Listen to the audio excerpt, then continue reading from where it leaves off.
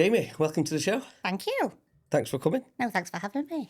Well, I know who you are. You do? And a lot of our people know who you are. But for the purpose of the viewers, why don't you give us a bit of an insight on who you are, what you are, and how we know each other? Okay, so I'm Jamie. I work in recruitment, but for apprentices and training. I've worked over at Doncaster College for 7 years now, but I've got a background in sales. And yeah, you were one of the first ever clients I had when I moved over to Doncaster College. Can I be number one, not one of the few? No, yes, you were the first. You were, and I think Connor was one of the first ones we ever signed up. So we kind of learnt together in that way. And now, God, is it 6, 7 years later? Here we are. Well, for age purposes, we'll ignore that. Yeah. But yeah, it's fair to say we've got a really good relationship built on this. I mean, I know we've got a relationship outside of this as well as which been built off the back of this. But it's fair to say that there's been a lot that we've been through and that really you've supported us with, which is key. Fab. So on that then, we'll dive straight into it really. Why is it important that, students today do take apprenticeships into consideration? It's so important. I mean, when I first started, I did an apprenticeship in recruitment. And I think you go in totally blind and you don't always have your why, as I like to say it. Like sometimes you just don't know what you want to do. And I think having that training is really instrumental in development and, in the progression and getting in with a company and building that rapport with clients, because a lot of them are coming when they're 16 and they don't come ready packaged. They are maybe not rough around the edges, but it's there to refine them. It's there to help them. It's there to help the employers plug those skills gaps. So it's kind of a good all-rounder. It is. I mean, things from my perspective, I'm just like you. I studied a modern apprenticeship. Yeah. And what's great about that, from my point of view, is that you get paid to learn. Oh, yeah. Yeah. That is like helps. gold. If someone paid me to go to school, I'd have been much better at it. But obviously, the modern apprenticeship side of things, I mean, don't get me wrong, the wages weren't reflective of my peers. No. Yeah. They were fully qualified. They'd done apprenticeships and they were getting paid a lot more. We were then training from them, and then the experts. I'm talking like way past it, and I'm thinking, blimey, this is like 20 years now. This is bad. But the modern apprenticeship route allowed me to learn the basics, slow the pace down at college, go through the kind of that methodical process of what you need to do and get the health and safety things in there, the things that you wouldn't do at work because it's a fast-paced environment. It's a money-making, environment as well. So getting the basics at college and doing that formalities was important. Yeah. But you're getting paid to do it. 100%. That was mega. And I think it's good because you have that time out of work. Like how often when you're training, do you end up doing 6 other things? It's nice that you have that day out. You have those tutors that are there to support you. And then obviously they follow you then into work, don't they? They come out and do the reviews and stuff like that. But, a lot of employers I work with are sometimes still a little bit reticent. There's still that little bit of, I don't know whether we can commit the time to train an apprentice. However, on the other side of that, they go in, we've got these skills gaps and we don't know how to plug them. We're struggling with recruitment, whatever it is. And that's not just in one industry, that's across a lot. So it's it's my role to go in there and go, right, what is your Christmas list? And in an ideal world, what would you have? Yeah. And it's about making them come around to that idea that, all right, you might have somebody that comes in, is brand new, totally green, has never worked, maybe. Sometimes they have, sometimes they haven't. Sometimes they're changing career, they might be fresh from school. The oldest one I ever signed up was 67. He might want to retrain. Wow, really? Yeah. That's impressive. Yeah, in engineering, he wanted to multi-skill, I think, from electrical to mechanical to be able to do both. But yeah, it's so important for clients to understand that, you might start here, but in a year, 2 years, 3 years, 4 years, whatever the discipline is, you're going to have somebody that you've molded. You've got somebody that's totally come around to your way of doing things and how your company wants to work. They kind of adopt that ethos alongside the course. And especially now they've gone from the old frameworks, which obviously the colleges would write and they'd qualify at the end, but were maybe missing bits or had bits that they didn't need. Yeah. The new ones are more streamlined, so it's written by people in industry. So the construction ones are written by, your big players out in that industry, digital ones and so on and so forth. So they've got at the end of it a competent member of staff. So it's getting them to understand that yeah, okay, you're going to have to mentor that person. You're going to have to help them get there a little bit, but we're going to be there to support you. And at the end, hopefully, you're going to have somebody that stays with you and grows with you and helps bolster your business, basically. Absolutely. Well, there's two folds from what I've taken from what you said there. There's one, it's the businesses asking that question, oh, do I, don't I? For me, it's a no-brainer. You have to do it, because if you're going to continually grow as a business, then who's going to come in and feed that, those roles as you grow? Get people in early doors so they can see the growth, they can see the pace that you move at, and they will adapt to that as they go. So for me, it's not a question. It's get in there, get the apprenticeships early, and get them within your company's ethos as quick as you can. Yeah. You can then train them as you go and develop. And that continuous training it's not got an expiry date, as you say, 67. 67. 67, Yeah, that must be a record. On it. Can we check that? Is that a record right now? But the flip side of that coin is the individual and maybe parents. So what I'm about to say might be a little bit like, ooh, grit your teeth kind of thing. But I'm a firm believer, and I can't remember the phrase, but it's something goes on the lines of easy times make weak men. And obviously weak men make tough times. Okay, Tough times create strong men, and strong men create good times. Yep. That kind of, I can't remember who said that, or if it's slightly variant in terms of how it is said. But when you look at that as a reflection, we here today, my mum and dad were very much get on with it, get out there, go and get a job, get working, pay these bills. It was that kind of discipline, go and do it kind of thing. I was never mollycoddled. Yeah. My mum would never ring up, say, college and book me an appointment, or they would never ring my place. It was my responsibility. And it goes to as far as saying, I don't know if you remember this, I'm a little bit older than you, but can you remember way back when it was before mobile phones? Yeah. And the house phone rang, you'd have to run downstairs or run from the kitchen, hello, and you'd have to pick it up, you might have to take a message. That phone etiquette was a big thing, right? Oh, it was a big thing. And if you were on the phone, no one else could be on the phone. No, You got this to is put the it. phone upstairs. You were fighting for the phone. Oh, that was the worst thing. If you've got like your girlfriend or your boyfriend ringing and whatnot, and he was like, "Oh, hello, yeah, is Ryan in? Give me the phone." Yeah. But all those skills today have actually been removed from the youth coming through the ranks, and they will never understand it because they've got a telephone, a mobile phone, all the time, and it's with them, so they don't have the skills that we had. Now, when you apply that in eras, the era slightly behind mine, I've noticed, and this has been me as a company now, hiring apprentices, I get their mums and dads ringing up on their behalf. Yeah. And I refuse to speak to their mums and dads because I'm not hiring their mums and dads. Now, I'm a football coach as well for the footballers. My Hall is what is he now? He's 13 coming up. Yeah. So it's under 13s, and I speak to the kids, but I let the parents know what we're doing. Yeah. Because there's a bit of an etiquette there, and we keep a kind of transparent flow of communication. I speak to the boys, and that's what we do. By the way, this is what I'm going to say. That kind of thing. In work environment, this should be directly to that individual. Yeah. So if you want your job, it's up to you to go out and get the job. Yeah. Whereas I am seeing mums and dads kind of take it on their own shoulders. I don't know if you're seeing that. Yeah, I mean, it's great that they're supporting their kids at the end of the day, but it's that thing, like, how far do you get involved in that? Because obviously when it comes to us and they're applying for roles with our clients, we have to talk to that learner directly. At the end of the day, the process is, we do a pre-interview with you on the phone. Then you come in and talk to us. If you've never done an interview before, of course it's nerve-wracking. And of course, maybe as a parent, you want to be like, oh, I want to make sure they're okay. Yeah. But like you say, they can't come to work with you. No. And they can't pass the course for you. That's the onus is on you. And I think sometimes it's difficult in that break between school life and this, whether that be going on a full-time course and training that way, or an apprenticeship or a traineeship or a T-level, whatever it is they're doing, at the end of the day, the onus is on the them. individual. You're out there. You're out in the big wide world at that point. So you've kind of got to learn those things. And I use the analogy, probably going back to sport, because everybody understands sport. Yeah. You will support your child or your niece, nephew, whatever. Yeah. Absolutely. It goes without saying, but go in a sport sort of like analogy.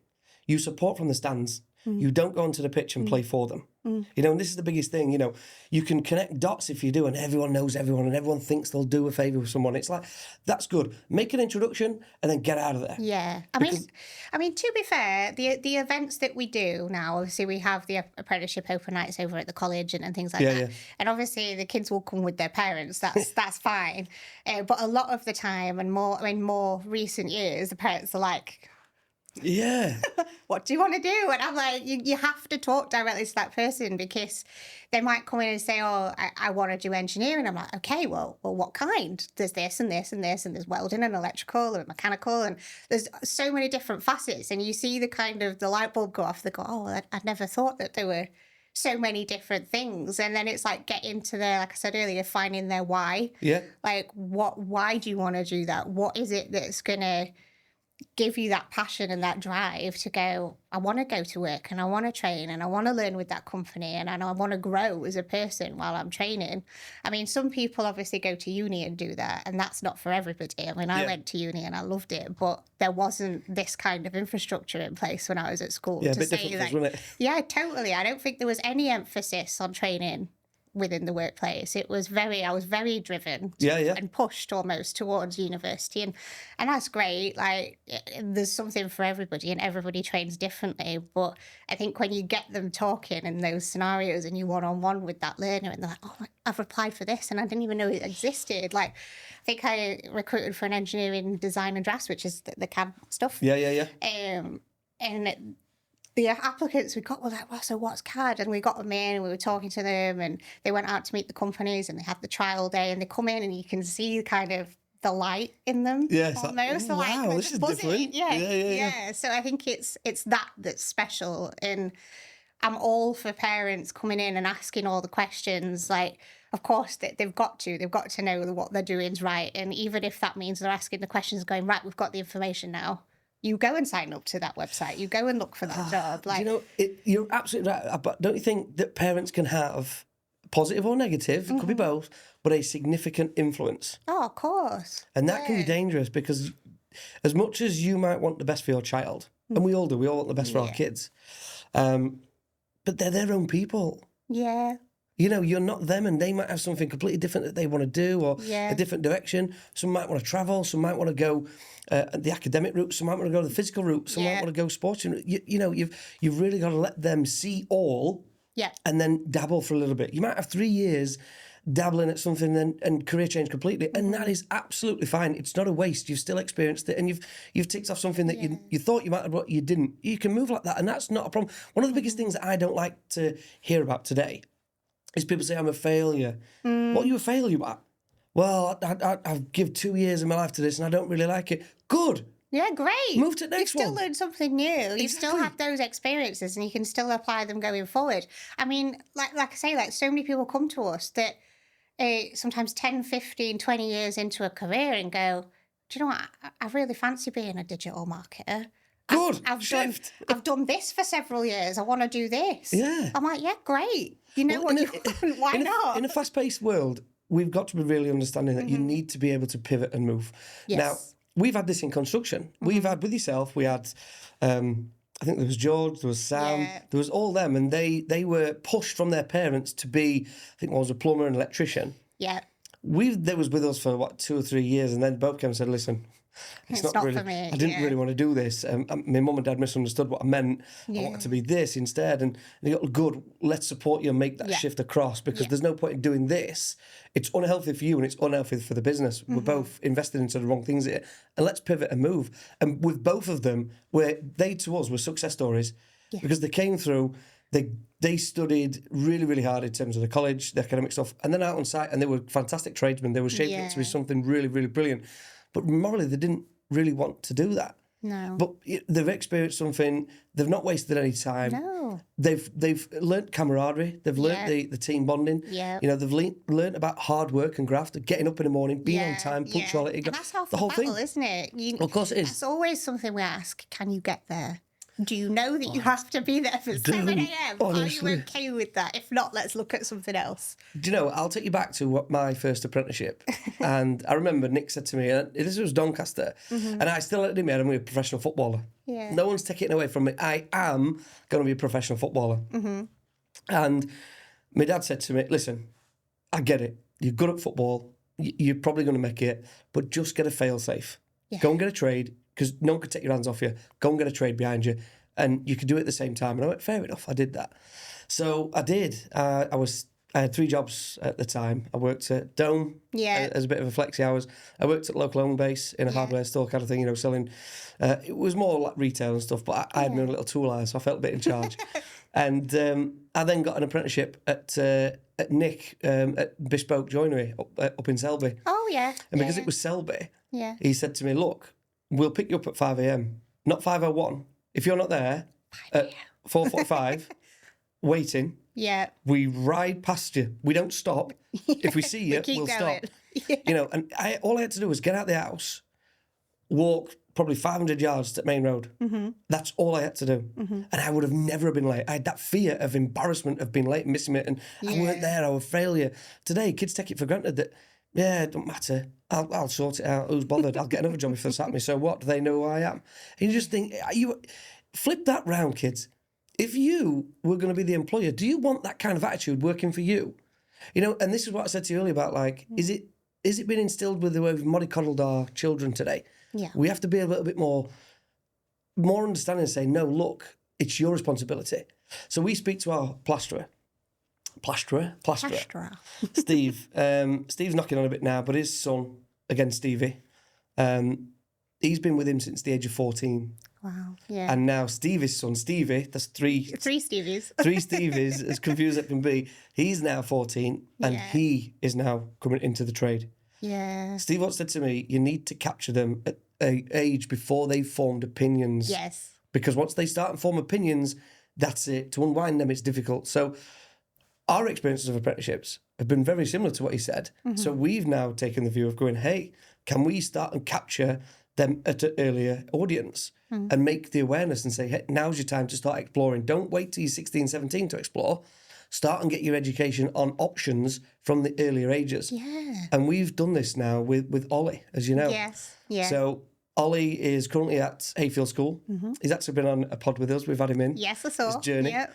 And, Ollie he doesn't get on with school, right, for whatever reason, and he just doesn't get the academic side. And that happens. And I get it. Yeah. So we've worked with the Hayfield School, and we've now got the opportunity that Ollie studies 3 days at school, Yeah. and he comes to site with us for 2 days. Obviously, because it's school, unfortunately, he can't get paid, but he's now Yeah. getting on-site, site-based Yeah. experience. Yeah. And he's had to do his full health and safety, his inductions, his risk and method statements. At the age of 14, he's been able to write and understand a risk That's and method awesome. statement.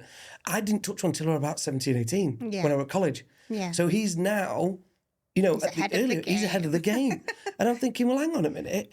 He clearly don't like school. He don't get on with it. He'll get his GCSEs. He has to do that. Yeah. But he's now got site-based learning. At the age of 14, we've offered him, at the time he can, a formal apprenticeship. And obviously you'll know Yes. because he's in direct contact with yourself. Yeah. But that, to me, his parents were well on board with this because they've had troubles. They've had challenges with him that he's just not academically enjoying it. So shift him across is a completely different child. That's it. And I think it's so important, isn't it, to note that one size it can't possibly fit all. It can't. Well, before we go into... We're not going down that rabbit hole of like the education system's not for everyone, but it's so true. Yeah. And the fact that we've now been able to identify that as peers of the education industry and go, hey, actually, we can talk about this and they can have options and learn, such as like this podcast, and be like, okay, I'll listen to see what's going on. Oh, Ollie's doing that. Oh, well, what's Ollie done? Hopefully Ollie, and like yourself and what we're doing here, can inspire other kids to open their eyes and say, look what is out there. Because one of the scary facts is that there's probably 60% of the strength in the construction workforce will be retiring within the next 5 to 10 years. Yeah. And the numbers Scary. that are coming in through the rear are nowhere near. No. We need to tenfold We need to increase by tenfold of the amount of apprentices that we need to recruit just to sustain. Now, in layman terms, we as people, we breed and we need houses. Yes. Well, if we start and have a shortage of labour to build those houses, because we're breeding, that's free, we do that, and we enjoyed that. So if we're doing that, who is going to build these houses? Where are all these people going to live? Where are they going to go? Because if people want to be digital creators and TikTokers and YouTubers, you've got to have somewhere to do it. who's going to build these houses? Because the older retirees, they're thinking, I've had enough. Yeah. These kids are nothing to. They've had enough. They're gone. They want out. Yeah. So who's coming through the ranks? If my era goes, my generation, once we go, I cannot genuinely look at the generation coming into this and be confident that they are going to be as successful as what my peers were or my generation is. Yeah. So we need a united front that we do encourage people to get into the trade and adapt. Yeah. It's so important that they do explore these options and don't just fall by the wayside and, go into like that kind of narrow-minded one-way avenue, if that makes sense. Yeah. But it is an interesting one. Now, what's your sort of take on... My take on that is, obviously, we see learners all the time.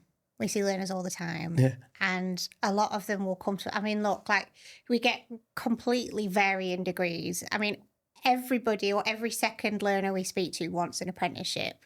It's just how and what that means to them. Yeah. And what is their expectation of that? What do they think it is? What do they think they're going to get out of it? What kind of companies do they think are out there? You'll get learners across the board. Thought, I didn't even know a company like that existed. I didn't even know I could do that. What is that? Again, there are also on the other side of that a shortage of apprenticeships to give to them. Really? Yeah. What's the factor of that then? Massively. I think a lot of companies... Is that companies? Companies, yeah. Companies with the vacancies and the space and the time to give to that training, essentially. Is that not an indicator? Yeah. Like a huge warning sign? Huge. There's, we were in a meeting yesterday with our work placements team who are obviously supporting learners get that work experience. Maybe they're not ready for a full-time apprenticeship, but they're doing the training. They want to dip their toe. They want to see what's going on. But she said all of them want an apprenticeship, but there just aren't enough. There just aren't enough. Like when we put out an electrical install vacancy, for example, for an electrician, you get 80, 90, 100, 200 applicants. We've got 3 out for green energy at the moment. 300 applicants, and it's been out less than a week. It's massive. It's massive. There just aren't. It's so competitive. It's incredibly competitive. So where's the problem here? Because now... It's always time. That's always the comment I get back. It's always time. It's always time and resource.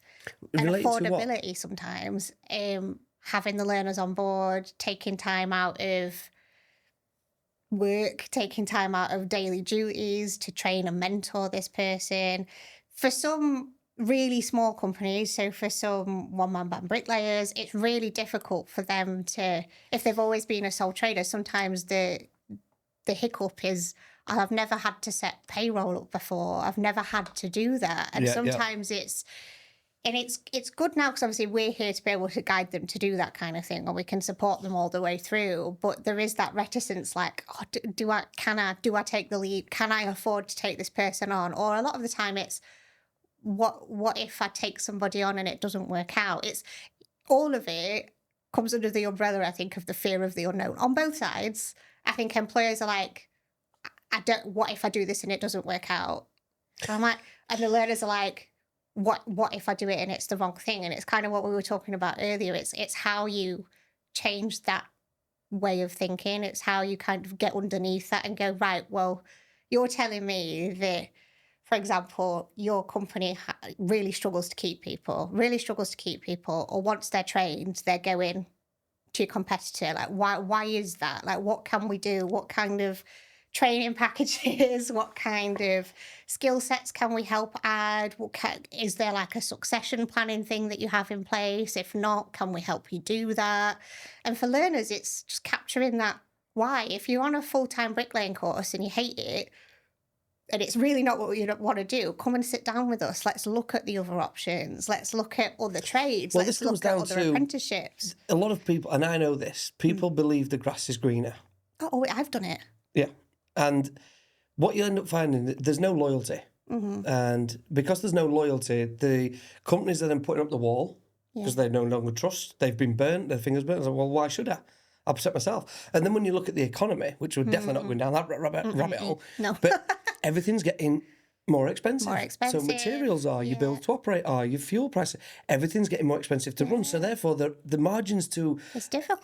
to employ a junior is getting really, really difficult. And not only that, you're putting them prices in to get work. And then people are going, well, I can't no longer afford that. We're really creating this bottleneck of going into a big bust scenario where people say, well, I ain't doing it. And that then you started talking about the correction, and as people know, recessions and things like that. And you've only got to look at interest rates and inflation to obviously, do that. However, it doesn't have to be the case. No. Good businesses, good sustainable businesses who have got a great business strategy in place, they will prevent that. That's their job. Their strategy is to keep the work from flowing. Yeah. There is a bigger picture in that, in terms of like sustainability of businesses, because we've seen it. We've seen businesses pop up and then collapse in no time. I'm not mentioning names on here, but there's been several large businesses appear in Doncaster and then disappear, just like it never happened. In a matter of a couple of years. But look. We've been around for a while. We have a proven method that works, and be it that apprentices still stick about or not, we've had both on-site apprentices and off-site apprentices. You have. We've now, obviously, Josh is in his level 4? Level 4, yeah. So he's level 4 accounting. And he's doing his level 7. I mean, the career path is that it goes all the way through. Good. So we do intend to do. His ambition is to be CFO. Amazing. Of the firm. So obviously you have to go through the progression route and the promotion route. But look, we have a profit share scheme in place. So there is it's the yin and the yang. If they're going to do that, well, they need to be financially remunerated. So we have that career plan for them. And Josh came at the age of 14 to us. Yeah. So there's a longevity thing there. There's a relationship built. There's a lot of pros and cons to recruitment. But this is a very good case study for a pro of the latter. So we then got likes of Caitlin. Caitlin's coming in now. She's the latest. She is. Just on record, obviously, you've been great through this journey with us. Thank you. Business has been difficult. You go through your ups and your downs, clients struggling to pay. We all have these experiences. This is business, but you've been very, very understanding through this process. And we've eventually got there. We got there. But have we, is it 2, 3 that we've just done in the last... Well, we've done your QS one, haven't we? Quality surveyor. Yes. We've done Barney, who started last week. Yes, so Barney is now... Caitlin starting this month. Caitlin this month, yeah. And then Ollie's starting for September. So yeah, all in 3 different things. We're taking it. That is, we're taking it, and that, I think, that's someone who's currently on site who's now studying off site. Yeah, upskilling. So he's upskilling. That's fantastic. He's on career progression. We've got obviously Josh, who's career progressing anyway. Yeah. Caitlin, who's coming in off-site. She's coming to promote, obviously, and get the marketing front. And then Ollie, obviously, he's coming on-site. So, that's 3. That tic-tac-toe, we've done it. I know, we've done it. I want to kind of give a little value onto how listeners could approach how to become an apprentice. Yep. If they are 10, 11, 12, 13, 14, 15, whatever, and going to listen to this podcast, they need to know exactly how to get into a modern apprenticeship. We do get approached directly.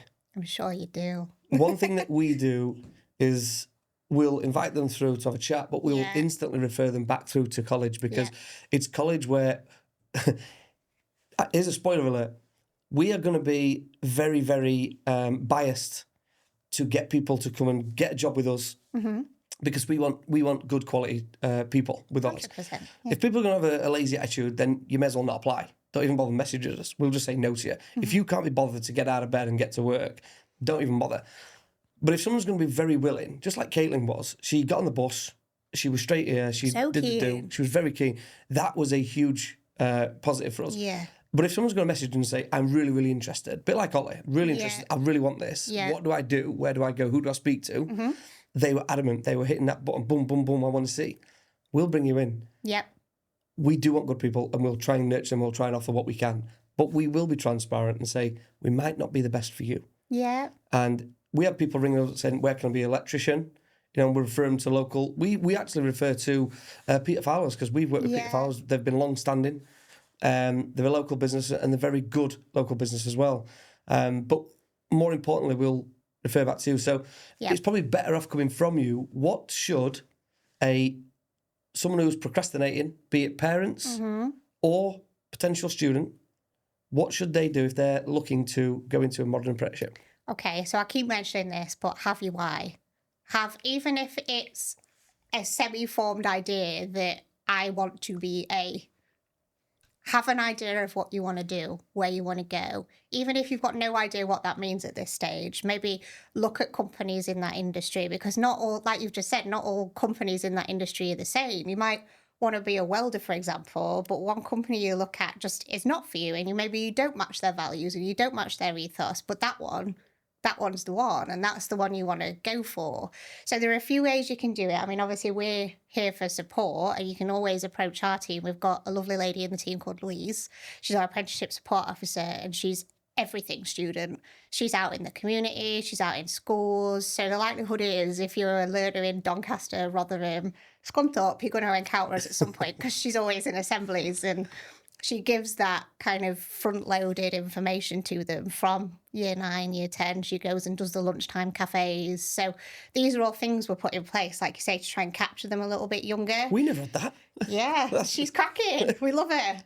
But yeah, she's always out in the community. We try and do as much out in the community early on as we can. Yeah. Because like you say, those learners that might not want to approach us or come to an event might come and approach you in a scenario where they're in their current comfort zone, either school, or if they come to an event, we're always there. We're happy to advise. You've got, the tutors there that can give you a good idea of what it is to do the course from like a learning perspective.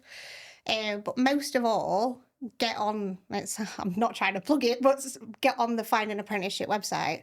It's the government one. Every apprenticeship there's ever going to be an apprenticeship is going to get advertised on there. I mean, some companies will put it on Facebook, but ultimately, if you come in through a college and you want to apply that way, and obviously we work with those companies, we do the full recruitment A to Z with them, get on their website, because you can search for different companies, you can search for different industries, you can even narrow it down to how far you want to travel and get it to send you alerts. Even if you're not ready right now, there's absolutely no point waiting until May, June, July, the year you finish school, because like I said earlier, they are just so, unfortunately, they are just so competitive. So if you've got it in your heart that you know what you want to do, get on it early. Get on it a couple of years early. Even if you can't apply, you've at least got that knowledge base. You're starting to build that knowledge base. You can ring us and ask us questions about it, or ring the company that's advertising, ask them questions about it.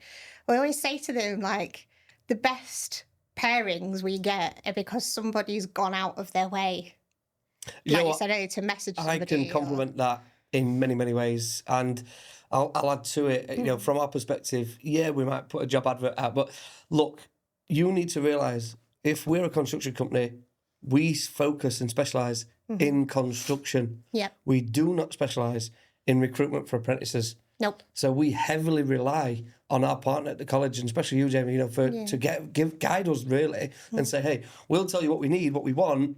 Can you just help us get it? Yeah. So you are the best facilitator in terms of getting us the right candidates, and you'll sift through it. You'll tell us very openly, honestly as well, which we appreciate. Yeah. But quite frankly, if we put a Facebook post out, maybe we might. Maybe. We don't rely on getting a Facebook post out there. Yeah. We do rely on that government framework app. So it. for us, definitely get registered on that.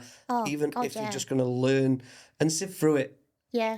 You need to do it early, sooner rather than later. Yeah. Just get used to seeing certain different ads out there, job types, things like that, and ask questions before 100%. coming. Questions is knowledge, and you might be sat there in year 9 going, I am absolutely certain that this is the job role I want to do when I finish school. And then you get under the skin of that a little bit, and you ask some of the questions. You might come to one of our open events, or you might talk to a company out in the industry and go, oh my God, that's not for me. Or you might even get through the recruitment process. You might be on a trial with a company, and that's why our process is so important, because you've got to get the right bum for the right seat. There's no point plonking learners. I'll tell you, From my perspective, I'll tell you this, right? This is a live. This is me. I remember I was sat in. I can't remember her name. It might have been Miss Thorpe, and I was sat next to my buddy in school, Jamie, and it was a careers hour lesson, if you want. And the idea is that you wrote down what you wanted to be in the future. Yes. I might have been 14, 15. I had absolutely no idea. And the teacher sort of said, look, what do you like doing? I don't know. And I just says, I like drawing. She went, do you like drawing buildings? Yeah. Well, that could be an architect. Sound. So I wrote architect. You know, and it was that, I had no idea what an architect did, but because it was like this was a pre-loaded question. What do you like doing?